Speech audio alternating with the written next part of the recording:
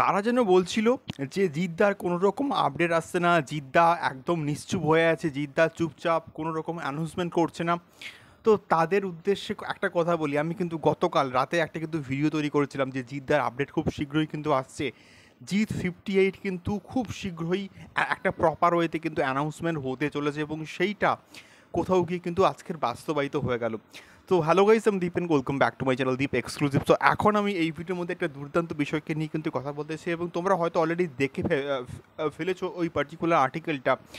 তো এখানে জিদ্দা কিন্তু প্রথমবারের জন্য একটা বায়োপিক করতে চলেছে, বিরাট বড় বায়োপিক এবং একজন স্বাধীনতা সংগ্রামীর বায়োপিক যার নাম হচ্ছে অনন্ত সিংহ। এবং এই পার্টিকুলার প্রজেক্টটার কিন্তু নাম হতে চলেছে, কেউ বলে বিপ্লবী, কেউ বলে ডাকাত, এবং এটা ডিরেকশন দেবে নান আদার দেন পথিকৃৎ বসু, যে কিনা এর আগে দেবদার সঙ্গেও কিন্তু কাজ করেছে, কাছের মানুষ, এবং রিসেন্টলি প্রচুর প্রজেক্টে কিন্তু কোথাও গিয়ে কাজ করেছে।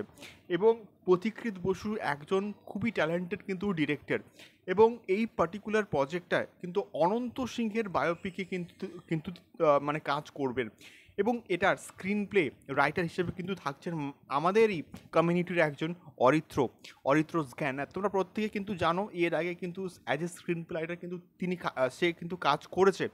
এবং সত্যি বলতে মুভি রিভিউ কমিউনিটিতে আসা তাকে দেখি, এবং সে একটা ইন্সপিরেশন আমাদের জন্য কোথাও গিয়ে। তো এই বিষয়টা আমার কোথাও গিয়ে বেশ বেশ ভাল লাগছে, এবং বর্তমান সময়ে এই রকম একজন ট্যালেন্টেড স্ক্রিন প্লে রাইটার কিন্তু কোথাও গিয়ে দরকার।